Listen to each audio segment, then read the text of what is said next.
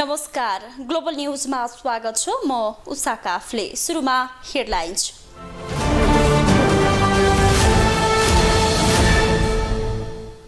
चुनाव नजिकिँदै गर्दा सत्तारूढ वामपन्थी दलबीच मोर्चा बन्दै केही दिनमै संयोजक समिति गठन हुने सशंकित कांग्रेस। नागरिक विधेयक संसदबाट पारित भएसँगै पक्ष र विपक्षका स्वर, कतिपय प्रावधान देश विरोधी भएको असन्तुष्टको प्रतिक्रिया।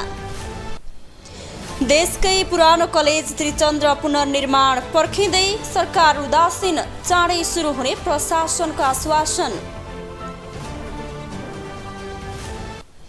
भारतको पश्चिम बंगालका उद्योग मन्त्री पार्थ चटर्जी पक्राउ। शिक्षक भर्तीमा घोटाला गरेको सम्पत्ति शुद्धिकरणको आरोप।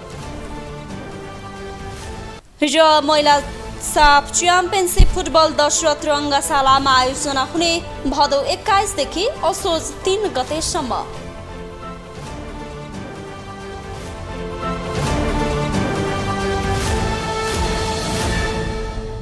सत्ता गठबन्धनमा रहेका वामपन्थी दलबीच अर्को मोर्चा बन्ने भएको छ। एमाले छाडेर अर्को दल गठन गरेका नेता वामदेव गौतमसँगै वामपन्थी पृष्ठभूमिबाट आएका उपेन्द्र यादव समेत सामेल भएर अर्को गठबन्धन बनाउने तयारी सुरु भएको हो।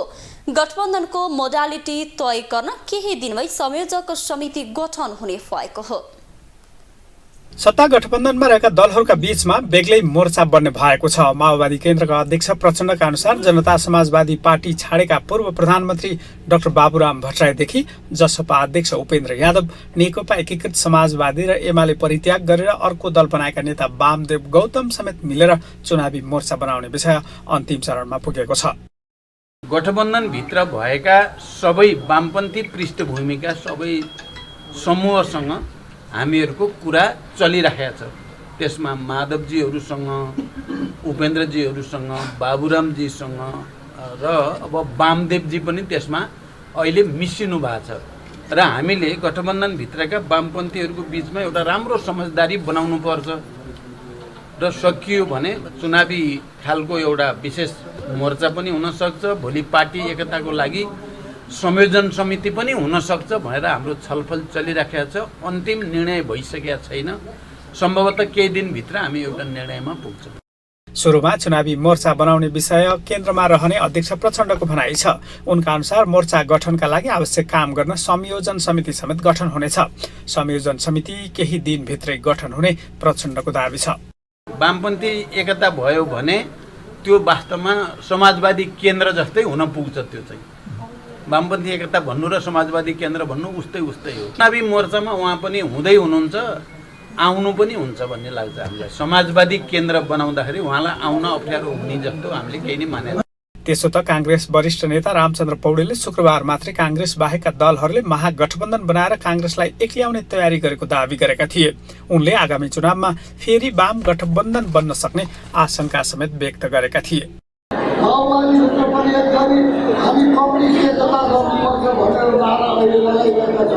समाजवादी पार्टीभित्र पनि कम्युनिस्ट एकता गर्नुपर्छ भनेर चाहिँ जोड दिइरहेका छन् र अरू शक्ति, अन्तर्राष्ट्रिय शक्तिहरू पनि कम्युनिस्टलाई एकै ठाउँमा राख्ने र त्यति मात्र होइन, नेपाली कांग्रेसलाई एक्लो पारेर यो मुलुकका अरू सबैलाई एकै ठाउँमा गठबन्धन गराउने कोसिसहरू भइरहेका छन्। नेता पौडेलको दाबी जस्तै सत्ता साझेदार वामपन्थी दलले बनाउने भनेको मोर्चा कांग्रेस बाहेकै दलको हुनेछ। तर यो गठबन्धनले एमालेसँग सहकार्य गर्छ वा गर्दैन भन्ने अहिलेसम्म कुनै निर्णय भइसकेको छैन। यस्तोमा नेकपा एकीकृत समाजवादीका अध्यक्ष माधव कुमार नेपालले भने गठबन्धनमा धेरै विश्वास गर्दा स्थानीय तहको चुनावमा धोका भएको भन्दै पार्टी मजबुत बनाउनु पर्ने बताएका छन्। एमाले भने अहिलेसम्म औपचारिक रूपमा गठबन्धनका बारेमा धारणा सार्वजनिक नगरेको भए पनि अहिलेको गठबन्धन कायम राख्न नहुने निष्कर्ष निकालिसकेको छ। ग्लोबल टेलिभिजनका लागि क्यामेरामा गणेश पूर्व छाने मगरका साथमा अमृत राज काफले, काठमाडौँ। सत्ता साझेदार नेकपा एकीकृत समाजवादीका अध्यक्ष माधव कुमार नेपालले गठबन्धनको डम्फु मात्रै बजाएर बस्न नसकिने बताउनु भएको छ।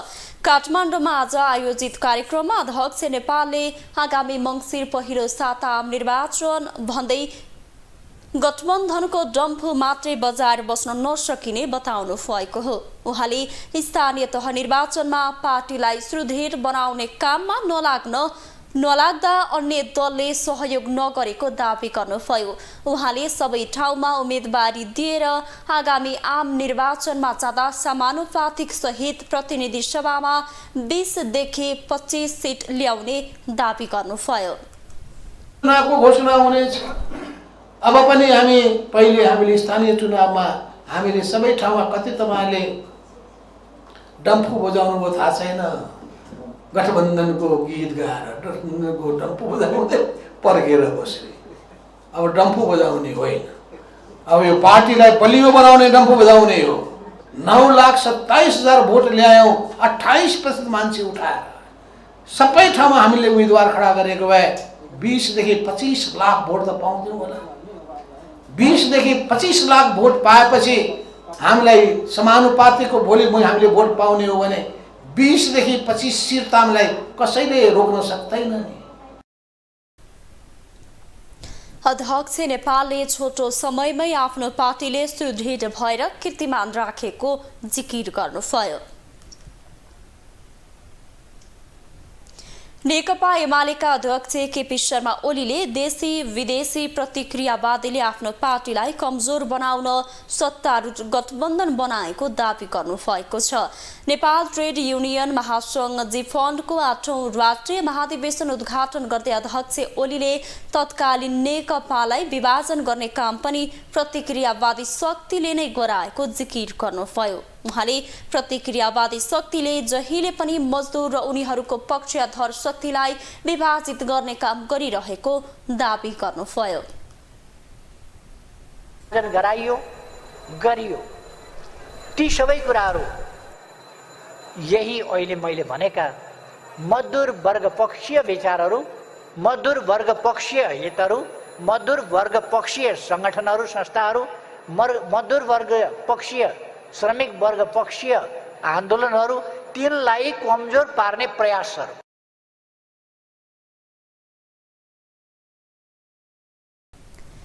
अध्यक्ष ओलीले मजदुर वर्गको हितको लागि आफ्नो पार्टी र आफू नेतृत्वको सरकारले समृद्ध नेपाल सुखी नेपालीको राष्ट्रिय गन्तव्य अघि बढाएको दोहोर्याउनुभयो। उहाँले आफ्नो पार्टी मजदुर वर्गको हितका लागि सदैव प्रतिबद्ध रहेको पनि बताउनुभयो। नेकपा माओवादी केन्द्रका अध्यक्ष पुष्पकमल दाहालले भारत भ्रमणका क्रममा कांग्रेस नेत्री आर्जु राणा र आफू बीचको फेटलाई अतिरञ्जित प्रतिक्रिया दिनुभएको छ। जनकपुर धाममा आज सञ्चारकर्मीसँग कुराकानी गर्दै अध्यक्ष दाहालले निर्वाचनपछि आर्जुलाई प्रधानमन्त्री र शेरबहादुर देउवालाई राष्ट्रपति बनाउने भन्ने कुरा गलत रहेको बताउनु भएको हो। दाहालले दिल्लीमा कांग्रेस नेत्री आर्जु देउवा र आफूबीच कुनै सम्झौता नभएको दावी गर्नुभयो। उहाँले भारतीय प्रधानमन्त्री नरेन्द्र मोदीले नभेट्नुको कारण कसैलाई प्रधानमन्त्री र राष्ट्रपति बनाउने विषयलाई लिएर नभएको दावी गर्नुभयो। गरेको आपराधिक हल्ला हो त्यो, त्यसमा कुनै सत्यता छैन, त्यो हुन सक्ने कुरा पनि होइन। आर्जु उपचारको क्रममा दिल्लीमा हुनुहुन्थ्यो। नेपाली राजदूत हाम्रो शङ्कर शर्माले मलाई ब्रेकफास्ट मिटिङ भनेर बिहान बोलाउनु भएको थियो दूतावासमा। त्यही उहाँले आर्जुलाई पनि बोलाउनु भएको भएर एकछिन हामी त्यही दूतावासमा ब्रेकफास्ट गर्ने बेला सँगै बसे हो। अरू केही कुरा अरू कसैसँग त्यो हुन सक्ने कुरा पनि थिएन। तर त्यो प्रचार भयो र त्यसलाई यति प्रचारमा लाने कोसिस गरिएको अन्तर्राष्ट्रिय स्तरमा शुद्ध लगिएछ। अध्यक्ष दाहालले सत्ता गठबन्धन चुनावसम्म रहनेमा शङ्का नगर्न आग्रह गर्नुभयो। उहाँले वामपन्थी एकता लगायतको विषयमा गठबन्धनभित्र रहेका दलहरूसँग समेत छलफल भइरहेको बताउनुभयो।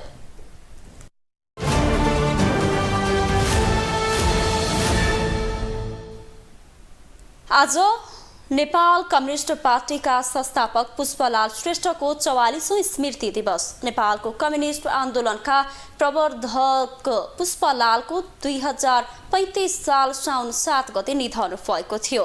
नेपाली क्रान्तिका सिद्धान्तकारका रूपमा परिचित पुष्पलालले 2006 सालमा कम्युनिस्ट पार्टीको स्थापना गरेका थिए। तर ठूलो तपस्या र लामो सङ्घर्षबाट उनले स्थापना गरेको कम्युनिस्ट पार्टी अहिले टुक्रा टुक्रामा विभाजित छ। पिता भक्तलाल र माता तुलसीमाया श्रेष्ठका महिला सुपुत्र पुष्पलालको विक्रम सम्वत 1981 साल असार 15 गते रामेछापको भङ्गेरीमा जन्म भएको थियो। जनताको स्वतन्त्रताका लागि जीवनभर सङ्घर्ष गरेका उनको 2035 साल साउन 7 गते भारतको नयाँ दिल्लीमा उपचारका क्रममा निधन भएको थियो।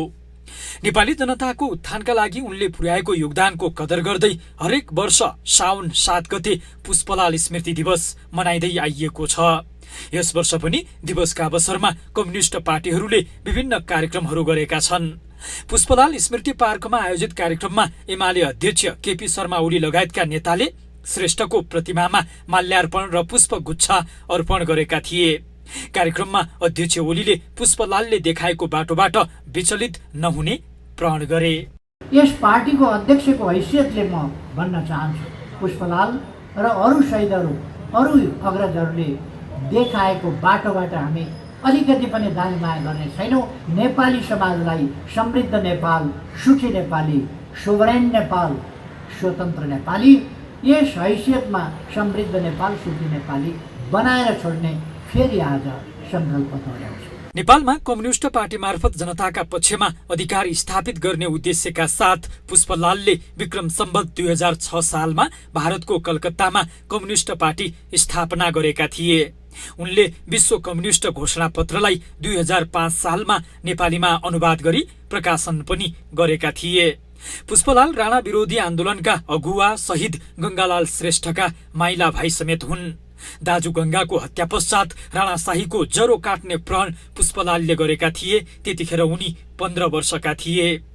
पुष्पलालको वास्तविक पार्टी बताउने नेकपा एमाले नै अहिले 2 भागमा विभाजित छ, जसका कारण माधव नेपाल र केपी ओली पुष्पलालको स्मृतिमा छुट्टा छुट्टै कार्यक्रम गर्न पुगेका छन्। अघिल्लो वर्ष एमालेबाट अलग बनेर नेकपा एकीकृत समाजवादी नामको दल खोलेका अध्यक्ष माधव कुमार नेपालले समेत पुष्पलालकै सिद्धान्त अनुसार दल गठन भएको दावी गरेका छन्। खास गरेर पुष्पलालको शिक्षाबाट दीक्षित भएका हामीले अहिले नेपाल कम्युनिस्ट पार्टी एक समाजवादी नामबाट क्रान्तिकारी पार्टी विद्रोहबाट बनाएका छौँ र त्यो पार्टीले आफ्नो बेग्लै अस्तित्व देखाएको छ। त्यो अस्तित्व भनेको यसको आफ्नै क्रान्तिकारी चरित्रको आधारमा नै अरूभन्दा भिन्न रूपमा प्रस्तुत भएर नै स्वच्छ राजनीतिको निम्ति, इमानदार राजनीतिको निम्ति, समर्पित राजनीतिको निम्ति, देश र जनताको निम्ति हामीले अग्रसरता लिनुपर्ने आवश्यकता छ। पुष्पलालले स्थापना गरेको कम्युनिस्ट पार्टीबाट विभिन्न चरणमा फुटेर विभिन्न कम्युनिस्ट पार्टीहरू बनेका छन्। स्थापनाको केही समयपछि फुट्न सुरु गरेको कम्युनिस्ट पार्टीको त्यसयता फुट र झुटको लामो इतिहास छ। ग्लोबल टेलिभिजनका लागि क्यामेरामा सञ्जय खड्काको साथमा कैलाश कठायत, काठमाडौँ। अब पालो ग्लोबल भोइसको।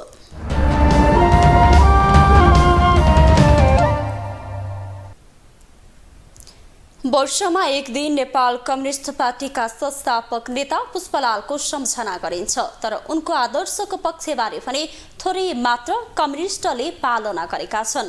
यसै सन्दर्भमा ग्लोबल भोइसमा आज हामीले कम्युनिस्ट नेता कार्यकर्तालाई सोधेका छौँ, स्वर्गीय पुष्पलाल श्रेष्ठलाई कसरी सम्झिनुहुन्छ? ठ्याक्कै परिस्थितिको यथार्थपरक विश्लेषण गर्न सक्ने नेताको रूपमा एउटा मैले उहाँलाई सम्झन्छु। दोस्रो, मैले सिद्धान्तको व्याख्या एकातिर, व्यवहार अर्कोतिर गर्ने जुन खालको नेपालको कम्युनिस्ट आन्दोलनमा कम्युनिस्ट पार्टीको नाम लिएर झन्डा बोकेर हिँडिरहने नेताहरू हुनुहुन्छ, त्योबाट उहाँ चाहिँ पृथक रहनुभयो। उहाँ चाहिँ सिद्धान्त अनुसारको व्यवहार गर्ने नेताको रूपमा मैले उहाँलाई सम्झन्छु।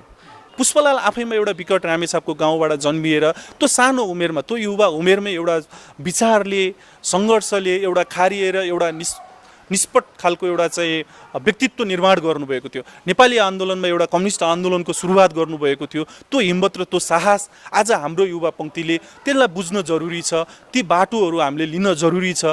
हामीले अबका आन्दोलनहरूमा उत्पादन, खास गरी पुष्पलालले भन्नुहुन्थ्यो यो आन्दोलन कम्युनिस्ट आन्दोलन त किसान र वर्गीय आन्दोलनसँग जोडिएको थियो नि त। किसान भन्ने बित्तिकै उत्पादनसँग जोडिने एउटा समूह हो नि। पुष्पलाल कँवरसँग हाम्रो भेट भएन, तर हाम्रा अग्रज अनि पुष्पलाल कँवरको जीवनी पढ्दा बुझ्दा अनि हाम्रा अग्रजहरूको कुरा सुन्दा चाहिँ नेपालमा कम्युनिस्ट आन्दोलनको जग हाल्ने मान्छे, एकदमै सादगी नेता, पक्का कम्युनिस्ट के हो भनेर उहाँ जतिको सत्य चाहिँ थिएनन्। र उहाँलाई आज हामीले अहिले पनि बुझ्दा कङ्ग्रेसले पनि त्यत्तिकै मानेको छ, अरू कम्युनिस्टले पनि त्यत्तिकै मानेको छ। त्यही सादगी नेता, सादा जीवन, उच्च विचारका धनी, होइन, त्यही बुझ्छौँ हामीले। प्रत्यक्ष त हामीले देख्न पायौँ, तर त्यो उहाँको पढ्दा बुझ्दा चाहिँ हामीलाई त्यो लाग्छ। अनि आज हामीलाई गर्व लाग्छ पुष्पलालकै पार्टीमा हामी छौँ। अनि उहाँलाई नै उहाँकै पश्चाप हामीले पछ्याइरहेका छौँ। नेपाली जनताहरूले भएका अनेक दुःख कष्टहरू पनि सहर आएका छन्। हामीले र पुष्पलालले जे सपना देखेका थिए र यतिखेरका आम जनताहरूले जे सपना देख्नुभएको छ, यो चाहिँ बिचमा काहीँ न काहीँ सपनाहरू चाहिँ टुसारापात हुँदै गइरहेको छ कि जस्तो भान चाहिँ आम नेपालीहरूलाई भइरहेको छ। किनभने 2006 सालदेखि अहिलेसम्म आउँदाखेरि कम्युनिस्टहरूको यो अवस्थासम्म आइपुग्दाखेरि बिचमा अनेक उतार चढावहरू नेपाली जनताहरूले देख्नु परेको छ, खेप्नु परेको छ। त्यसले गर्दाखेरि यो कम्युनिस्टहरूलाई पनि यो टुटफुटको विभाजनमा परेर आज देश चाहिँ नसमृद्धि हुन सकेको छ। उहाँबाट हामीले सिक्नुपर्ने कुराहरू धेरै छ। जसरी उहाँले कलकत्तामा बसेर नेपालको आन्दोलन, उहाँले कम्युनिस्ट आन्दोलन एउटा स्थापना गर्नुभयो, जुन बेलामा राणाकालीन शासन थियो, जुन बेला एकदम निरङ्कुश शासनको प्र्याक्टिस गरिरहेको थियो नेताहरूले, त्यो च्यालेन्जलाई उहाँले कलकत्तामा अरूको भूमिमा बसेर जसरी उहाँले नेपालमा त्यो आन्दोलनलाई एउटा जनमानसमा फिजाउनु भयो, त्यो त्यत्रो ठुलो च्यालेन्जलाई हामीले सम्झेर अहिलेको नयाँ च्यालेन्जलाई परिवर्तन गर्नलाई चाहिँ हामीले उहाँबाट उहाँको कडा परिश्रमलाई सम्झेर हामीले उहाँलाई एउटा मेन्टरको रूपमा लिनुपर्छ। नागरिकता ऐनलाई संशोधन गर्न सरकारले प्रतिनिधि सभामा पेश गरेको संशोधन विधेयक बहुमतले पारित भएको छ। तर पेश भएदेखि नै फिर्ता लिन माग भइरहेका बेला प्रतिनिधि सभाले विधेयक पास गरेपछि असन्तुष्ट पक्ष भने थप आन्दोलित बनेका छन्। कतिपय प्रावधान राष्ट्रघाती भएको दावी गर्दै उनीहरूले विधेयकमा रहेका केही व्यवस्था देशको हित विपरीत रहेको बताइरहेका छन्। सत्तारूढ दलकै केही सांसदको विरोधका बीच शुक्रबार नागरिकता विधेयक प्रतिनिधि सभाबाट पारित भएको छ। विधेयकमाथिको दफावार छलफलपछि सभामुख अग्निप्रसाद सापकोटाले विधेयक बहुमतले पारित भएको घोषणा गरेका थिए। हुन्छ भन्ने पक्षका मान्य सदस्यहरूको बहुमत भएकोले नेपाल नागरिकता पहिलो संशोधन विधेयक 2079 बहुमतले पारित भएको घोषणा गर्दछु। प्रतिनिधि सभाबाट पारित भएपछि विधेयक राष्ट्रिय सभामा जानेछ। राष्ट्रिय सभाले पनि पारित गरे राष्ट्रपतिले प्रमाणीकरण गरेपछि लागू हुनेछ।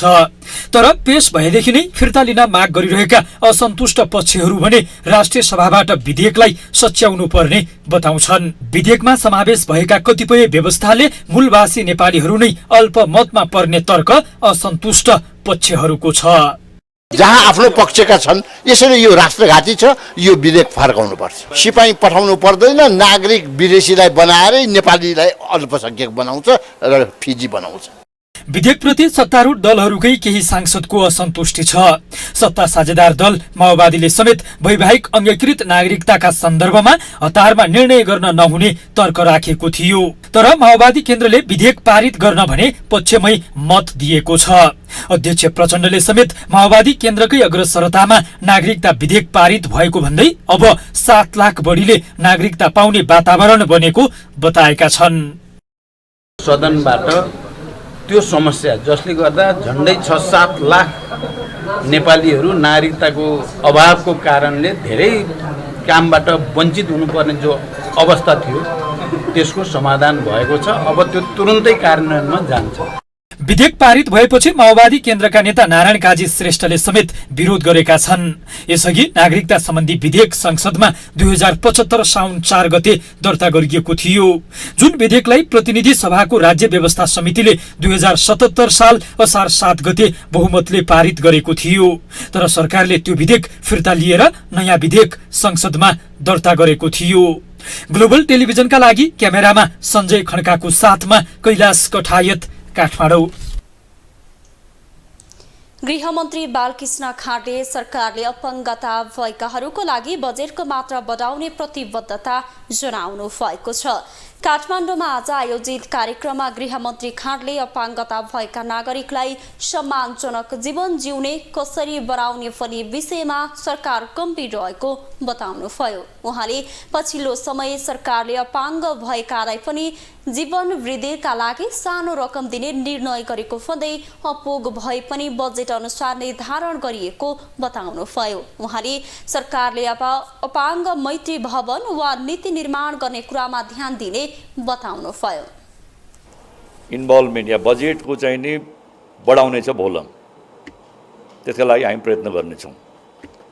र मेरो उद्योग वाणिज्य महासङ्घ मार्फत, हाम्रो चन्द्रजी मार्फत, चन्द्रजी नेपाल उद्योग वाणिज्य महासङ्घको अध्यक्ष भएकै दिन उहाँले पहिलो निर्णय के गर्नु भन्दा उद्योग वाणिज्य महासङ्घले आफ्नो बजेट मध्येबाट यो अपाङ्ग कोषका लागि बजेट चाहिँ नि बढाइदिनुहोस् भन्ने मेरो आग्रह छ।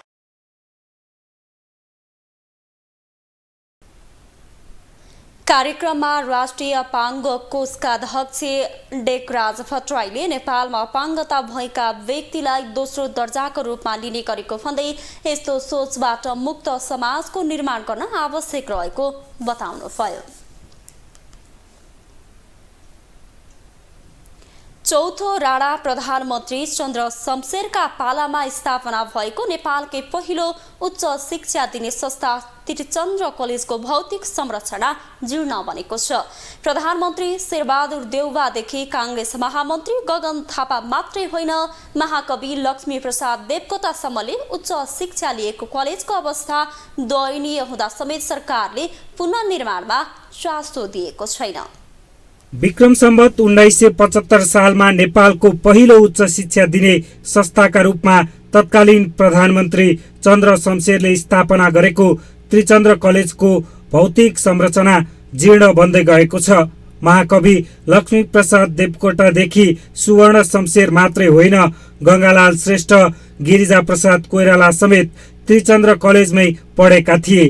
प्रधानमन्त्री शेरबहादुर देउवादेखि काङ्ग्रेस महामन्त्री गगन थापाले समेत उच्च शिक्षा लिएको त्रिचन्द्र कलेजको भौतिक संरचना दयनीय अवस्थामा पुगेको छ। तर त्रिचन्द्रबाटै राजनीति सुरु गरेर प्रधानमन्त्री र मन्त्री बनेकाहरू त्रिचन्द्रको अहिलेको दयनीय अवस्था देखेर पनि नदेखे झैँ गरिरहेका छन्। यही क्याम्पसमा पढ, तर देशका उच्च पदस्थहरू पनि यही क्याम्पसमा पढेर जान, तर उहाँहरूलाई यो क्याम्पसप्रति चिन्ता छैन। र यो क्याम्पस चाहिँ अब चाहिँ यो क्याम्पसको एउटा ऐतिहासिकता क्याम्पसलाई चाहिँ यो सायद यसै जाने भने चाहिँ यो इतिहास मेटिनेवाला छ। त्यसैले यो यो यो इतिहासलाई नमेटिने दिनलाई पनि हामीले चाहिँ यो क्याम्पसलाई बचाउनुपर्छ र त्रिचन्द्र क्याम्पसलाई सबै तपाईँले मिडिया साथीहरूले पनि सहयोग गर्नु पऱ्यो। हामी विद्यार्थीहरू आफ्नो ठाउँबाट हामी लागेका छौँ के कसरी हुन्छ। त्रिचन्द्र मल्टिपल कलेज त सबभन्दा पुरानो नै छ, त्यो त सबैजनालाई थाहै छ। अनि म चाहिँ सबै सरकारवालाहरूलाई चाहिँ यति मात्र भन्छु कि हाम्रो यो त्रिचन्द्र मल्टिपल कलेजलाई चाहिँ एकदम व्यवस्थित ढङ्गले बनाइदिनु होला। पहिला पनि भइरहेको हो, हाम्रो टाइममा यो बारेमा कुरा त भइरहेछ, हुन्छ अब चाँडै नै सुरु हुन्छ, हामी गर्छौँ भन्ने खालको कुराहरू त आइरहेको छ, तर त्यो अनुसार हुन सकेको छैन। एकदम यस्तो एउटा विद्याको मन्दिर भनौँ न, विद्याको मन्दिर त्रिचन्द्र जस्तो एउटा पुरानो इतिहास बोकिसकेको क्याम्पसमा यो खालको संरचनाहरू पुनर्निर्माण अहिलेसम्म नभइसक्नु र त्यो विद्यार्थीलाई यस्तो गाह्रो स्थितिमा भएर पर्नुपर्ने यो एउटा शोभा दिँदैन, एकदमै गाह्रो नाजुक स्थिति छ। विक्रम सम्वत 2072 सालको विनाशकारी भूकम्पले समेत क्षतिग्रस्त भएको कलेजको संरचना पुनर्निर्माणमा राज्यले चासो नदिँदा कलेजको संरचना जीर्ण बनेको हो।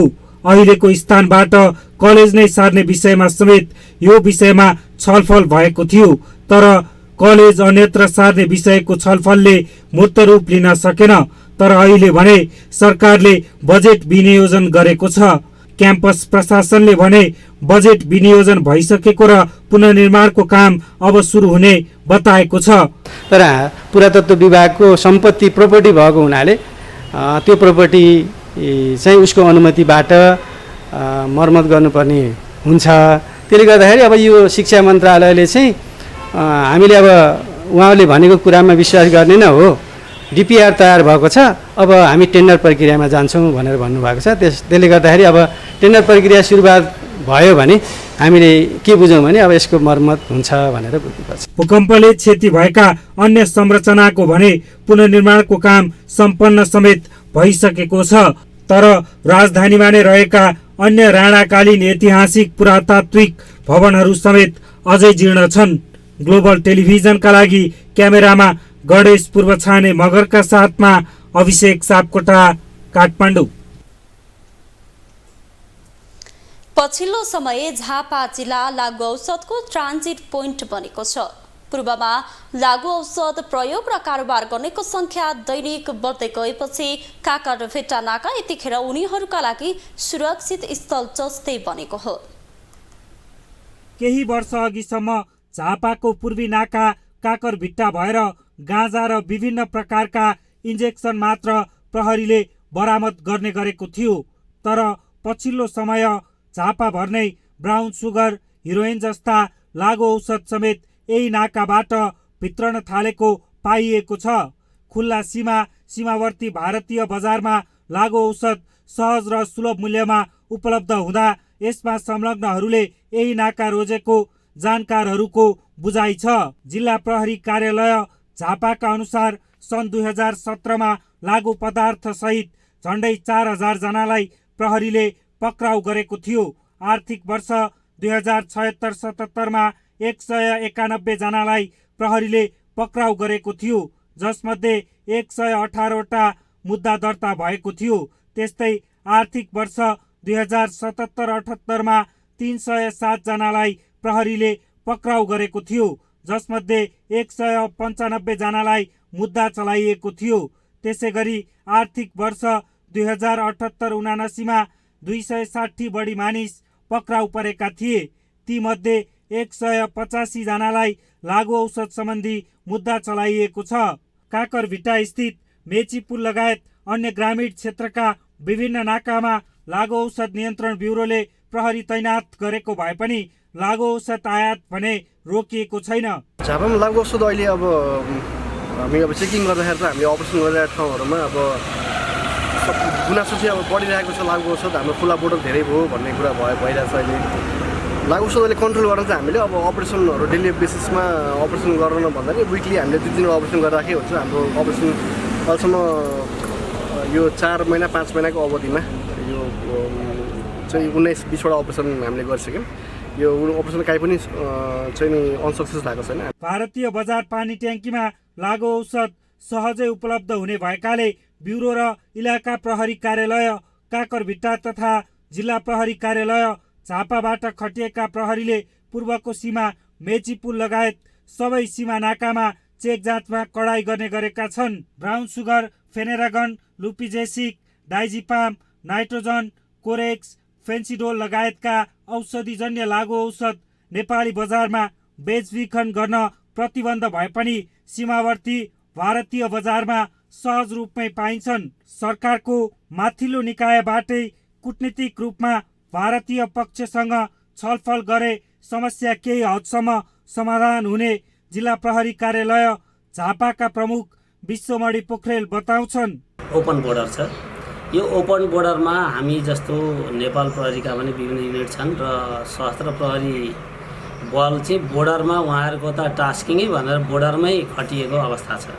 यसका बावजुद पनि हामी एउटा लावा लस्कर लगाएर सुरक्षा प्रहरी नदिकन जुन हिसाबले हामीले भाग जनशक्ति एउटा म्यानेज गरिरहेको छ, एउटा त खुला बोर्डर हो र अर्को पाटो भनेको हामीले विभिन्न चरणमा जस्तो पारीको डिएमहरूसँग हामीले कोअर्डिनेसन मिटिङ हुँदाखेरि तपाईँहरू इन्डियाबाट जुन भित्रिराखेको अब हामीले सूचना पाइरहेका छौँ, ती सबै कन्ट्रोल गर्नलाई हामीले इन्डिया सरकारबाट त्यहाँको लोकल प्रशासनबाट सहयोग भइदिए हुन्थ्यो भन्ने अपेक्षासहित पारीका डिएमसँग हामीले मिटिङमा समेत यो कुरो राखेका छौँ ताकि पारी कन्ट्रोल गरेर गरिदियो भने त्यो चाहिँ नेपालमा आउँदैन भनेर हाम्रो पनि बुझाइ छ। पछिल्लो समय लागु औषध प्रयोगकर्ताहरू समाजमा आफ्नो प्रभाव पार्ने र शिक्षित मानिसहरू पनि भेटिने क्रम बढ्न थालेको छ।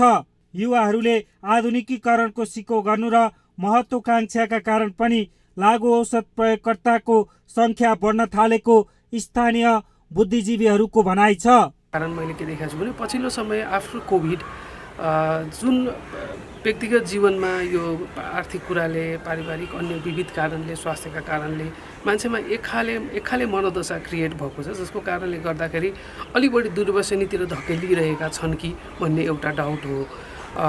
र योदेखि बाहेक मलाई लागेको अर्को कुरा के हो भने व्यक्ति अलि बढी बेरोजगार भइसकेपछि र सोसियल मिडियाले मान्छेलाई एक खाले लाइफको एक खाले प्याटर्न र इजी मनीको पछाडि दौडाउने बनाइसकेका छ। यो सबै कारणलाई एकीकृत गर्दा त्यो एज ग्रुपको मान्छे जो टिन एजमा छ उनीहरूलाई एउटा सेफ ल्यान्डिङ सहज तरिकाको विकल्प उचित विकल्प नपाउँदाखेरि दुर्व्यसनीतिर फसिरहेको अवस्था मैले देखिरहेको छु। लागु औषध प्रयोगकर्ता र ओसार प्रसारमा संलग्नहरूलाई नियन्त्रणमा लिने र कारबाही मात्र गर्नाले यो समस्याको समाधान नहुने निश्चित प्राय छ। यसको लागि सचेतना पनि आवश्यक रहेको विज्ञहरूको भनाइ छ।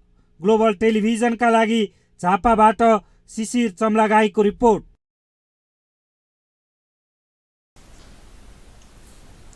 अब पालो इकोनोमिक न्यूजको।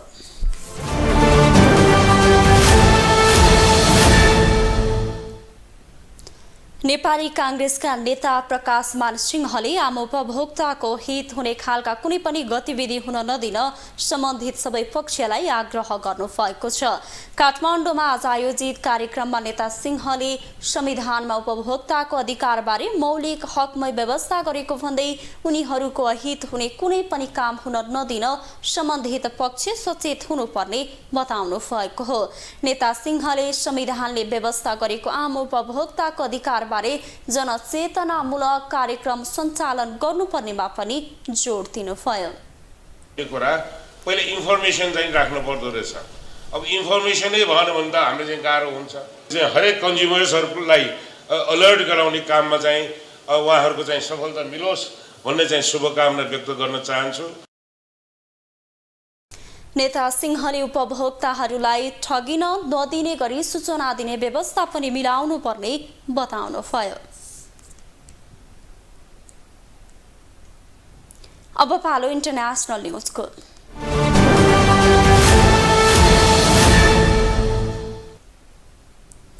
सम्पत्ति शुद्धिकरण सम्बन्धी मुद्दामा पश्चिम बंगालका उद्योग तथा वाणिज्य मन्त्री पार्थ चटर्जी पक्राउ परेका छन्। राज्यमा शिक्षक भर्ती घोटालासँग सम्बन्धित मुद्दामा भ्रष्टाचार विरोधी निकाय प्रवर्धन निर्देशनालयले उनलाई पक्राउ गरेको हो। आफ्ना निकट सहयोगीबाट 20 करोड भारु बरामद भएको केही घण्टापछि चटर्जी पक्राउ परेका हुन्। नगद बरामदलाई लिएर प्रहरीले तृणमूल कांग्रेसका नेता समेत रहेका चटर्जीलाई रातभर सोधपुछ गरिएको थियो, तर अनुसन्धानकर्तालाई उनले सहयोग नगरेकाले उनी शनिबार बिहान पक्राउ परेका भारतीय सञ्चार माध्यमले जनाएका छन्। हरिद्वारबाट भोपाल गइरहेको कन्वर यात्राका तीर्थयात्रीको समूहलाई ट्रकले ठक्कर दिँदा 6 जनाको मृत्यु भएको छ। आज बिहान उत्तर प्रदेशको हाथरस जिल्लामा तीव्र गतिमा हुर्किएको ट्रकले ठक्कर दिँदा मृत्यु भएको उनीहरूको ज्यान गएको स्थानीय प्रहरीले जनाएको छ।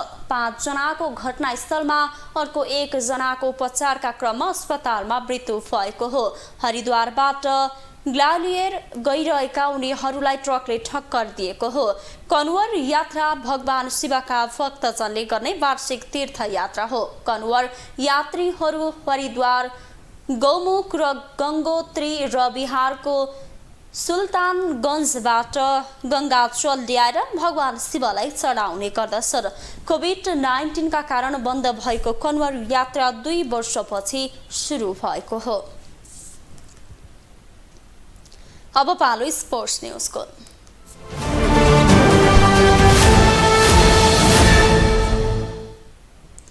नेपालमा तय भएको महिला साफ च्याम्पियनसिप फुटबल त्रिपुरेश्वर स्थित दशरथ रङ्गशालामा आयोजना हुने भएको छ। अखिल नेपाल फुटबल सङ्घ एनुफाले महिला साफ रङ्गशालामा गर्ने निर्णय गरेको हो। एक हप्ता सरेको महिला साफ च्याम्पियनसिप भदौ 21 देखि असोज 3 गतेसम्म हुनेछ। यसअघि साफ च्याम्पियनसिप भदौ 13 देखि 25 सम्म आयोजना हुने तालिका थियो। बङ्गलादेशको ढाकामा बसेको साफको कार्यकारी समितिको बैठकले साफ च्याम्पियनसिप नेपालमा गर्ने निर्णय गरेको थियो। प्रतियोगितामा नेपाल, भारत, भुटान, बङ्गलादेश, मालदिव, श्रीलङ्का र पाकिस्तानले प्रतिस्पर्धा गर्नेछन्। नेपालले यसअघि 5औं संस्करणको महिला साफ च्याम्पियनसिप आयोजना गरेको थियो। विराटनगरमा आयोजना भएको साफको उपाधि भारतले जितेको थियो। नेपाल फाइनलमा भारतसँग पराजित भएको थियो। ग्लोबल न्यूजको अन्त्यमा अहिलेसम्मका हेडलाइन्स पुनः एकपटक।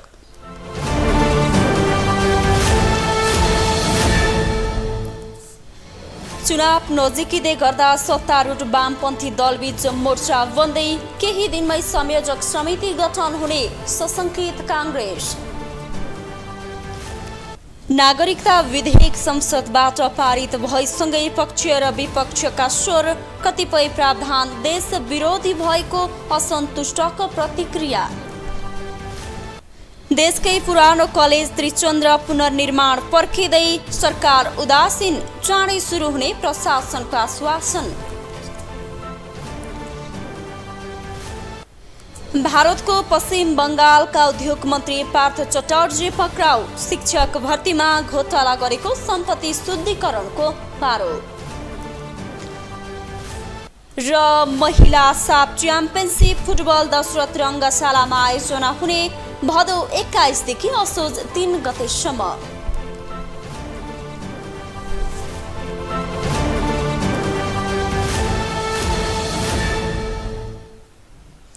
ग्लोबल न्यूज अहिलेलाई यति नै। ग्लोबल टेलिभिजन तपाईँ फेसबुक तथा युट्युबमा पनि प्रत्यक्ष हेर्न सक्नुहुनेछ। ग्लोबल टेलिभिजन हेर्दै गर्नुहोला। नमस्ते।